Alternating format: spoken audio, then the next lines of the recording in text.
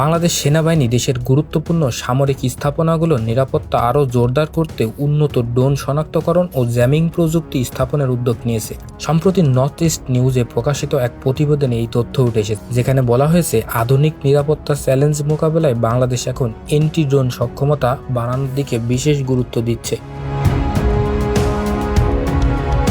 প্রতিবেদনে উল্লেখ করা হয়, লালমনিরহাটে Bangabandhu Sheikh Mujibur Rahman aviation and aerospace ইউনিভার্সিটির রানওয়ে সংলগ্ন বিমান ঘাঁটিতে অত্যাধুনিক air defence and radar system স্থাপনের কার্যক্রম শুরু করেছে বাংলাদেশ সেনাবাহিনী। উত্তর পূর্ব ভারতের সীমান্ত সংলগ্ন এই কৌশলগত অবস্থানে সামরিক সক্ষমতা বৃদ্ধিতে একটি বড় পদক্ষেপ। বিশ্বজুড়ে সামরিক ও বেসামরিক উভয় ক্ষেত্রে ড্রোনের ব্যবহার দ্রুত বাড়ছে, একই সঙ্গে অনুমোদিত বা শত্রুপক্ষের ড্রোন ব্যবহারের ঝুঁকিও বৃদ্ধি পাচ্ছে। এই বাস্তবতায় বাংলাদেশ সেনাবাহিনীর আগাম প্রস্তুতির অংশ হিসেবে গুরুত্বপূর্ণ স্থাপনাগুলোতে ড্রোন প্রতিরোধ ব্যবস্থা গড়ে তুলতে চায়। যদিও বর্তমানে কোনো নির্দিষ্ট হুমকির তথ্য পাওয়া যায়নি, তবুও সম্ভাব্য ঝুঁকি মোকাবেলায় কৌশলগত পরিকল্পনা নেওয়া হচ্ছে।